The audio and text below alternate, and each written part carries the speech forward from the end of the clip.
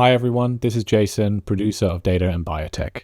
Before we get started, I wanted to let you know about our latest white paper. It's a comprehensive guide to implementing machine learning models in biotech manufacturing. It's a complete overview of all the potential problems of ML adoption and, more importantly, how to solve them. To download it, simply visit connect.cordine.com/biotech-ML. We've also dropped the link in the show notes of this episode. Okay, let's get into it. Welcome to Data and Biotech, a podcast from Cordine where we explore how companies leverage data to drive innovation in life sciences. Every 2 weeks, we sit down with an expert from the world of biotechnology to understand how they're using data science to solve technical challenges, streamline operations, and further innovation in their business. In this episode, we sit down with Fred Manby, co-founder and CTO of Iambic Therapeutics, to discuss the innovative approaches his company is taking in drug discovery. He talks us through the importance of leveraging data and technology, particularly through their multi-modal transformer model, Enchant, to address the complexities of drug discovery. We also dive into the role of machine learning to enhance drug discovery processes through fine-tuning and uncertainty qualification. Here we go. Fred Manby, welcome to the Data and Biotech podcast. Thank you so much. Great to be here. Awesome. Well, just to kick us off, would you just give us a brief introduction to your background and what brought you here today? Oh, absolutely. Yeah. So I'm co-founder and chief technology officer at Iambic Therapeutics. And there our mission is to best leverage the available data in drug discovery to accelerate and improve capital efficiency for the discovery of drugs. Amazing. So how did you end up at Iambic? How did your background lead you there? Yes, I'm a chemist by training, and I had a long academic spell as a chemist based in the University of Bristol in the UK. But, at a certain stage, I kind of got the itch to explore kind of more direct ways of delivering impact through the science that I was working on. And in the end, I was very fortunate to, together with my co-founder, Tom Miller, be able to create this great company, Iambic, that we're having so much fun with. And yeah, really getting the opportunity to do that direct translation into drug discovery. Can you talk a little bit about, how Iambic does drug discovery? For sure. There are lots of AI for drug discovery companies. They're all over the place, right? So I think that, one thing that we hold as very, very important to us in Iambic is holding our technologies and our innovations to the standard of execution in drug discovery. We create technologies, many companies create AI technologies and try to apply them in various ways. But for us, there's a really hard filter. Does this technology we just created actually help with the real drug discovery program that we're executing on by ourselves right now? And if it doesn't deliver, then, we just go and work on something else. And that's okay. Not everything bites in that way. But yeah, that I think is, a key way that we think about the differentiation of Iambic as a company where lots of technology is being built, and we can get into that, I'm sure, as the conversation unfolds. We'll dig into some of those technologies. But the key principle is those technologies have to deliver, and they have to deliver in real discovery programs. I think it would just be interesting to have you talk sort of at a high level of, what are the technologies that you're bringing to bear that you've determined are sort of the best technologies to actually have that clinical impact? Absolutely. I mean, I would say, the technology suite at Iambic basically contains two distinct types of technologies. One is machine learning technologies, and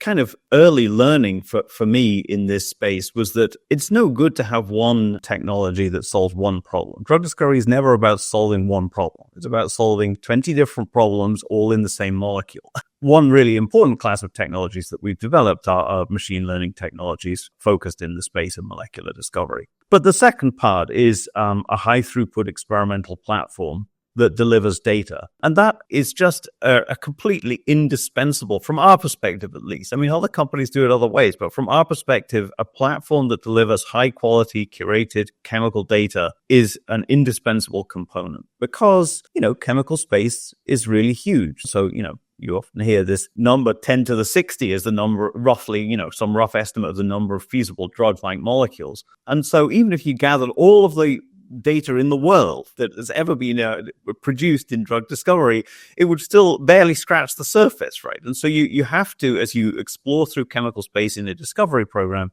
you have to generate new molecular entities and measure biological and chemical properties of those new molecules. And so that's the other part, that's the other area where we innovate, and we use a lot of laboratory automation and high throughput technologies to synthesize hundreds or thousands of compounds on weekly cycles and to bring them to a whole host of different biological and chemical assays. Can you just talk a little bit about what you were just mentioning around your experimental platform and the data that you collect? As you're preparing to explore this broad chemical space, what data are you collecting, and how do you work with it? Great question. I think it's like an important axis for the ways in which different companies think about this problem differently. One choice is to go incredibly wide across chemical space. And an example of the type of company that might do that will be a Dell screening company that may be making millions or even billions of different compounds and trying to measure whether they do or do not hit a particular protein target.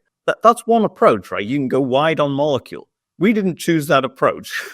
And the reason it loops back to this point that in drug discovery, getting incredibly good at solving one problem does not move the needle. You've got to get good at solving 20 different problems. And that has sort of translated itself into the shape of our platform. We don't go enormously wide in terms of different molecules that we're creating. We can talk about the way that we compensate for that. But instead, no, we don't make millions of molecules. We make thousands of molecules, but we measure a large number of different properties on those molecules. And that is really the framework in which we can drive forward highly efficient multi-parameter optimization projects. In a typical program, we'll be measuring things like biochemical activity, your standard assays, cellular activity assays will be being run, but also a whole suite of metabolic assays. We'll be doing MET-ID, we'll be doing CYP profiling, we'll be doing a whole suite of different assays. The data from these assays are, of course, all being gathered through kind of highly automated data pipelines and then used to fine-tune our machine learning models. And that's enabling us to drive programs in a kind of multi-parameter optimization framework from the earliest stages. That's very important for us. We don't really see hit identification as a separate thing. Why would you only worry about whether the molecules hit the protein when you have machine learning models that can also be informing you on a host of other properties? It's a very important principle to how we operate in Iambic that we're kind of multi-parameter out of the gate as soon as we start a program. You mentioned some of the assays that you're measuring in the lab, but I'm also, I'm assuming that there are other things related to multi-omics data, related to protein structure and function data. Are there other modalities that you bring to bear besides sort of the things that are getting measured in the assays that you mentioned? Oh, for sure. Yeah, absolutely. And complementing the data that's generated on molecules by our platform, we, of course, access vast amounts of public domain and also not public domain data across a whole suite of different modalities. And inevitably, we'll end up talking about multimodality. But just to sort of contextualize that a little bit, this involves everything from protein structure, for example, through the PDB, and molecular structures of small molecules, omics data, knowledge graphs, biomedical literature, assay data from patents, enormous range of different types of data. We have these different modalities that you've just mentioned. So can you just introduce us to Enchant as a model and how it works with the multi-modal data that you've just described? So we all know that there's been this enormous revolution in AI, and that has kind of come at the intersection of amazing algorithms like the transformer model, incredible GPUs like the GPUs made by NVIDIA, and an internet full of data. And in drug discovery, you have all those things except the internet full of data. So, that's the clear difference between the general AI world and the specific AI and drug discovery world. One strategy for addressing that perhaps shortfall in terms of the quantity of available data is to widen what you mean by data. And that is another key motivation for driving hard on multimodality. By building technologies that are multimodal, you widen the definition of data, you increase the amount of available data that can be exploited, and that allows you to access larger model scales. So for us, this has been a really important kind of epiphany about how we're going to be able to achieve model scales that really deliver something transformative for drug discovery. So Enchant is our effort to do that. And, Enchant is a multimodal transformer model.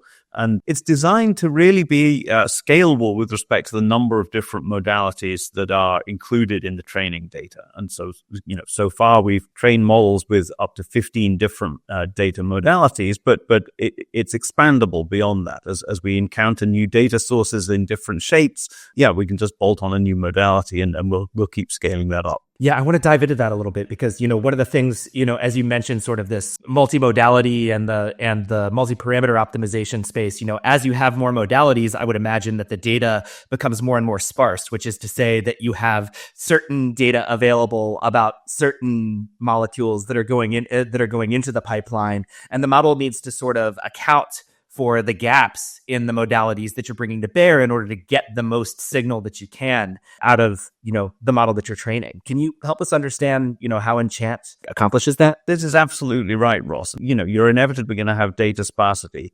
And this only makes sense as a strategy if you can kind of bridge over the sparsity in one modality due to sort of insights that are extractable from the other modalities. And, you hear sort of anecdotal examples of that in the kind of general AI space of, models that get better at writing sonnets by being trained on more music or something like that. So there are lots of examples out there. But another thing to say about this is that in drug discovery, there are very specific ways in which you can support the models to make those translations between different modalities. Let me give you an example. You have three-dimensional structures, and one of the three-dimensional molecular structures happens to be aspirin. But then you have a paper which has text in it that's about aspirin. And then you have a table of data, and one of the smile strings happens to be the smile string for aspirin. You can just help the whole translation between modalities by doing entity recognition and just marking up all of those three different things with a tag that says this is aspirin.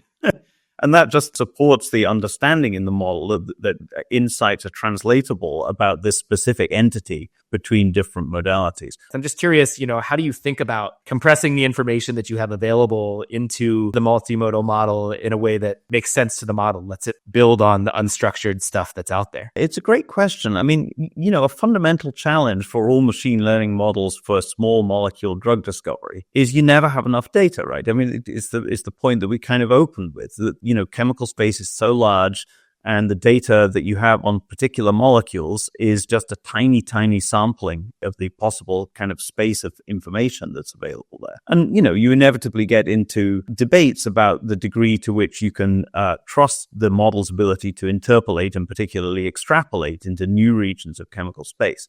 And those are all totally legitimate concerns, and they're real things, right? I mean, you do encounter this when you actually try and put these models to work. All I will say is that larger models, this is a very general statement, but broadly, larger models are better capable to do those interpolation and extrapolation tasks than smaller models. And so, if you're locked in a world of training machine learning models just on one particular assay property of molecules, if you're lucky, let's say you're making a model to predict how quickly the drug is cleared by hepatocytes or something like that, some particular drug discovery related property, you might be lucky, you might have 2,000 data points. That's great. But 2,000 is a lot smaller than 10 to the 60. So you're asking a lot of that model. And you do run into difficulties in extrapolability with models of that sort. By making enormous foundation models like Enchant, and, again, to re-emphasize that point, they're enormous because multimodality allows access to much wider resource of data. You can create models that actually do have demonstrably improved ability to extrapolate and interpolate beyond the training data. Yeah. So, I know that one of the extrapolations and interpolations that you're really excited about is in the clinical data space. So the ability to bring clinical data into the drug discovery process and sort of, feed what clinical data you have into the Enchant model so that it can make that mapping between things like the structure of the molecule and the clinical outcomes. Can you just, introduce us to how that works and what you've seen as a result of that? This, for me, has been really the most exciting aspect of the Enchant project, because we all understand, right, that when it comes to laboratory science, we can, we collectively, humanity, right, can build automated lab automation platforms that generate data. We can couple those to efficient machine learning models, and we can make a sort of virtuous cycle out of that is going to work and is going to deliver efficiencies. I think many companies are proving that hypothesis. I think Iambic is a great exemplar of how to do that well. However, importantly, that is not a trick you can pull off in the clinical space. You can't just scale the number of molecules that you put into humans, because there are obvious ethical and regulatory and financial barriers to doing that. So you have to have a different kind of conceptual framework for how to address the data challenge when it comes to predicting clinical properties. And multimodal transformers, and in particular our Enchant model, is kind of our answer to that challenge. Because what we've demonstrated through Enchant is the ability to make predictions of clinical endpoints, in this case, human pharmacokinetics endpoints, where the quality of the prediction improves by being trained on more preclinical data, more laboratory data of the kind that you can scale production of. And so, this feels like a very important breakthrough to us. It allows us to de-risk our discovery programs kind of further into the development pipeline. And it also has another really important effect, which is if you're a very mature big pharma company, you're sitting on a huge repository of clinical data. It's actually not a huge repository as enumerated by number of different molecules. It's like a few. But, nevertheless, there's a lot of data that's kind of hidden to a small company. Iambic's 4 years old. We have one clinical program. We're not sitting on an enormous repository of clinical data. But Enchant is kind of undermining the value of that data moat because we can get better at predicting clinical outcomes without having more clinical data.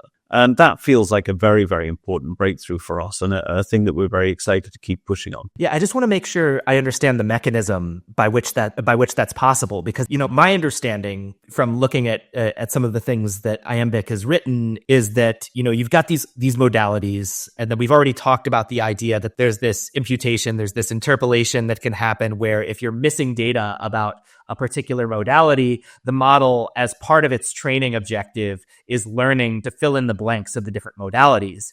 And so, as I understand it, clinical data is sort of another modality there. So even though you don't have very much of it, the model is learning to leverage as much information as it can from the clinical data that you have to then fill in the blanks of the clinical data that's missing for the rest of the things that you're training or inferring on. Am I thinking about that right? Or how does it work? I think you are. And by the way, I think part of the answer to how does it work is that is a sort of open research question. But it seemed to us when we first started getting into multimodal transformers as a solution to this, we were very excited about, there's a paper about the Palm model from Google, which demonstrates that large language models trained on enormous corpuses of text in many different languages, but not including Persian, suddenly emergently develop the ability to do Persian question and answers in a few shot context. So that is extremely interesting because that kind of tells you that somehow there's a framework in which these models can learn something kind of more meta about the nature of language in general. And I think that my sense is that is kind of what's happening here. So we're making models that are trained on enormous amounts of in vitro data from in vitro metabolism assays, for example, but also, huge amounts of mouse PK data and, other species PK data. And somehow what's happening is the model is learning more generally about the types of PK properties of molecules and the types of variations in PK properties between species. And that is allowing a sort of a different order of extrapolation than would be otherwise achievable. And, in the blog post that we stuck on our website, we show, you can show very meaningful predictive capacity for, one particular human PK property by training on only data for 5 distinct molecules. So 5 examples is enough for that model to get a sense of how PK properties are varying between species and thereby make, reasonable predictions of human pharmacokinetics just based on that minuscule amount of data. Yeah, that makes a lot of sense. So you mentioned earlier that you come from a chemistry background. Can you share with us a little bit about, how the perspective that you bring to bear, you think sort of alters your paradigm of how modeling should occur in a context like Enchant, or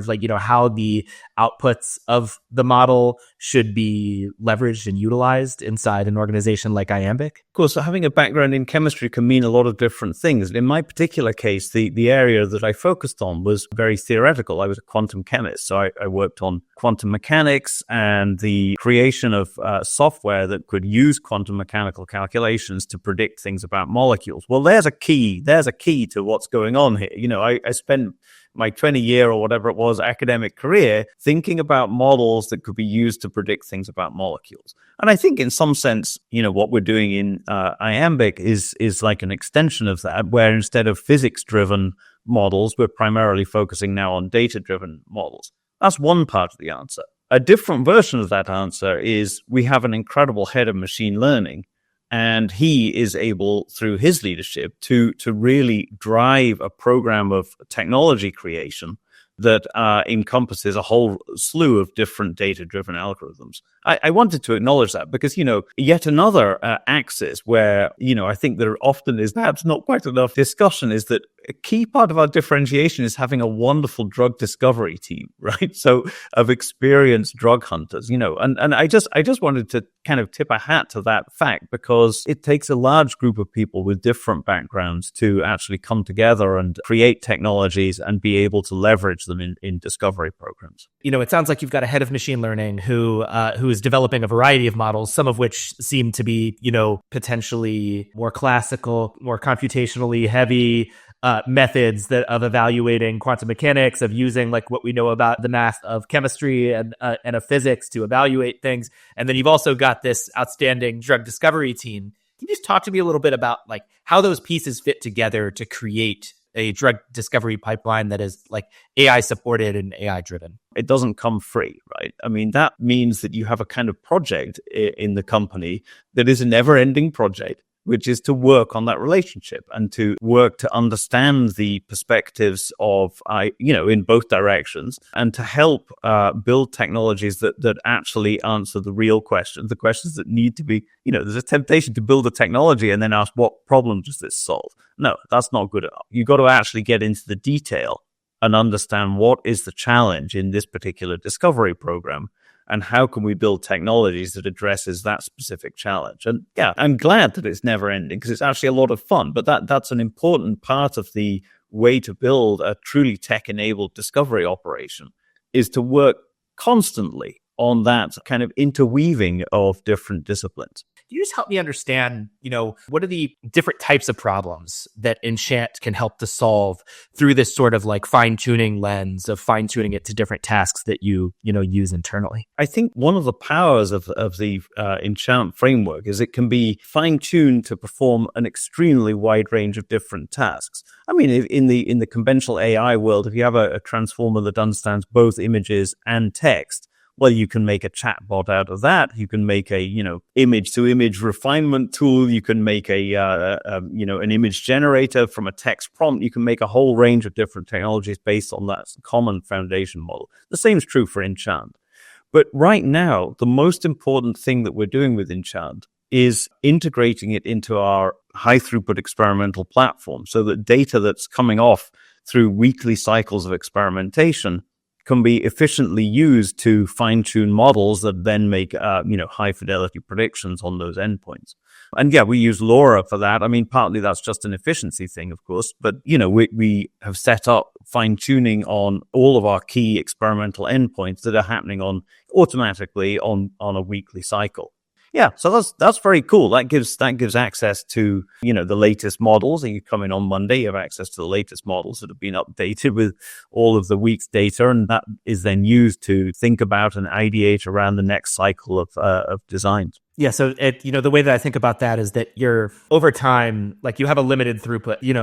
Experiments cost a decent amount of money. There's a limit to the number of physical experiments that you can run, and so you're fine tuning every week because every little bit of data that you get out of the real world experiments that you're running can be used to improve the model's ability to predict the outcome of that same experiment. And my understanding of that is that increases the amount of molecules that you can evaluate with regard to that assay exponentially because you no longer have to run that experiment. Am I thinking about that right? Yeah, absolutely right. And it's a bit like walking around a dark woodland with a flashlight, right? You can see a bit of the land in front of you so you don't bump into too many trees. But the more powerful the flashlight, the further you can see. And that's exactly what's happening here, right? In some ways, the framework of creating molecules, measuring properties, and training machine learning models has not changed. But by substituting out our old technology with Enchant, we're just able to see much further. and make much more extrapolable predictions, even in regimes where there are very few data points. So, for example, early in a discovery program, you have a very feeble flashlight because there's hardly any data to inform what's going on.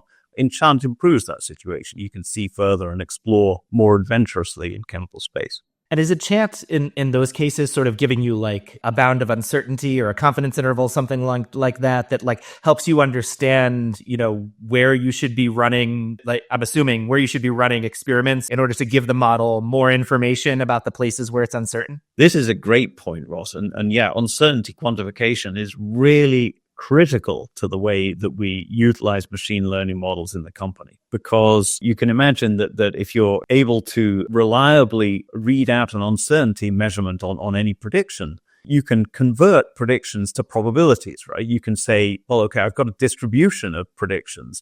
What's the probability that the compound has some activity that exceeds some threshold or whatever it might be? But this is wonderful because then that can be integrated into a really all-encompassing decision-making framework.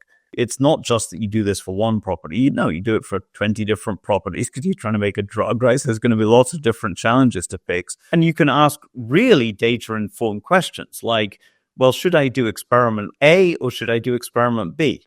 Well, okay, let's calculate the probability that we're going to, get impactful results from those two experiments. And that works in the regime that you have well-calibrated uncertainty quantification. And of course, we assess that retrospectively. Once we've done the experiments, we then go back and scrutinize our uncertainty quantification predictions so that we can say, well, did it predict the right probability for compounds to exceed some threshold or not? And UQ is really a critical part of the way that we deploy machine learning models in general in the company. Yeah, that makes a lot of sense. And I'm assuming, does it also guide which experiments you choose to run? Yeah, it really does. Because, if you have experiment A and it's got a 5% chance of achieving a molecule that has some particular set of properties, and you have experiment B that has a 10% chance, it's a no-brainer, right? You just do the one that has a higher chance. And so we're doing that as part of a kind of fully data-driven decision-making framework throughout our programs. Yeah, that makes a lot of sense. So, there's a lot in the news right now about foundation models for biology, about large language models for biology. I'm just interested in, how would you compare Enchant to other biological foundation models that, use this transformer-based approach in the space? I would say, as a company, we haven't focused on target selection, for example. And, the reason for that is that, well, partly the reason is that the co-founders are both chemists. I guess that's the one candid reason. But it's also because once you've identified a target, you're a long way from generating value. That's like a key business reason why we really tightly focus on the challenge of coming up with the right molecule, because that's the way in the most tangible way to drive value. That means there's a whole world of multi-modal biology-facing transformer models that are probably awesome for the tasks that they're being deployed on. I think, obviously we scrutinize how we line up with competitor technologies in the molecular space. And right now, it's true to say that there's nothing that is competing with the Enchant technology that is in the public domain. And so, people have clearly had the thought that, right, there's all this text, there's the smile strings, there's loads of data. We must be able to do something. But I think that the technical challenges of really executing well on that are such that until Enchant, nobody had really made a model that exceeded the state of the art. Whereas Enchant is pretty systematically superior to the state of the art over a very wide range of different molecular tasks. Yeah, that makes sense. Can you talk a little bit about how you think about when new modalities should be brought in? Because that seems like a reasonably big prediction, considering that training these models requires, a good amount of investment. And then also you've got real work that can be done with the version of the model that you have today. So I'm just interested in how you think about that kind of update. Yeah, but of course, it's always a roadmap. It's never, we trained a massive foundation model and now we're going to fine tune it for the rest of our lives. Because, of course, the field is evolving rapidly and the scale at which it's feasible to train these models is, of course, increasing.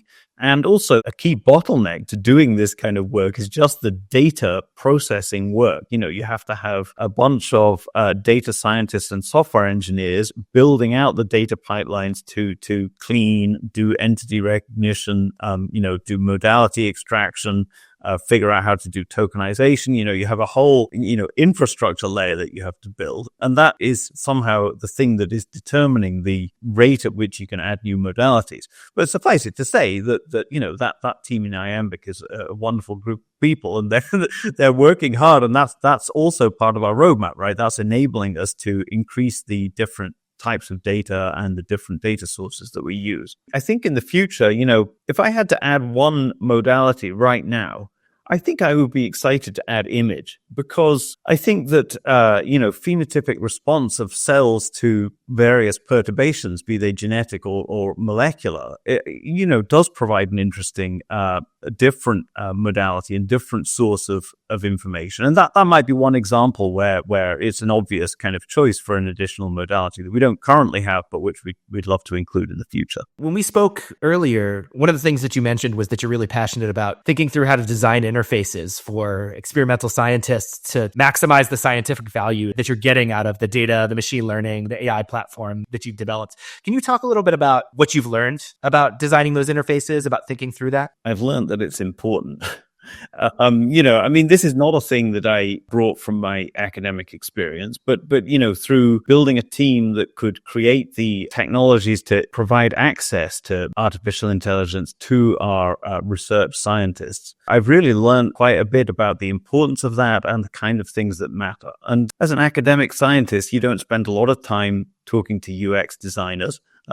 Usually. But no, design of interfaces is extremely important, but it's given me, a deep respect for the back-end engineering that's needed to make technologies that fulfill expectations. It's the classic thing where you have a web app and somebody wants to add a button that does something, you provide that, but then they want to add a button that does that 1 million times. And, that is an enormous change of requirements and entails a huge technology lift on the back end. And I think that we have a great software group in Iambic, and we love them and celebrate them. But I think that sometimes it can be an aspect of all this that kind of goes a little bit under celebrated, let's say, or like the unsung heroes of the whole thing. But no, it's a huge undertaking to build platform technologies that can scale to fulfill the requirements that give a fluid experience for scientists as they go through drug discovery activities. And of course, front-end design is a critical element of that as well. We built a huge amount of tech to enable all of that kind of interaction, and that's an ongoing activity in the company. Can you give us any insight into what the workflow of the scientist is that you're enabling with those kinds of interfaces, and sort of how the interfaces support that? Yeah, absolutely. The fundamental elements are, in small molecule drug discovery, the kinds of things you want to be able to do is have a list of compounds, right? Now, you might have generated that list of compounds using some technology, or you might have drawn them with pen and paper and typed them in. There's a whole range of different ways that list of compounds might have come into existence. But that's a kind of a fundamental unit, is a list of compounds. And then you're going to want to have access to all of the data that you've ever measured on those compounds, if you have measured any. You're going to want to have access to any prediction that it's possible to make in this company, right? You're going to want to have sort of click button access to any prediction that we can make. You're going to want to be able to make statements about probabilities around those compounds. You're going to want to be able to, having chosen an exciting set of compounds on the basis of those probabilities, perhaps, you're going to want to be able to trigger the experimental validation of those expectations, right? So you're going to have to be able to carry that list of compounds through to an ELN that allows you to generate robot instructions for executing that particular synthesis and later, conducting those compounds through to the relevant assays. So there's a lot of components that have to be built there. And, I think that it's been a great example of collaboration between technologists and laboratory drug discovery folk, because you can't just design this stuff. No, you have to sit down with people who are experts in the industry and really understand what has to happen, what the workflows are, what steps have to be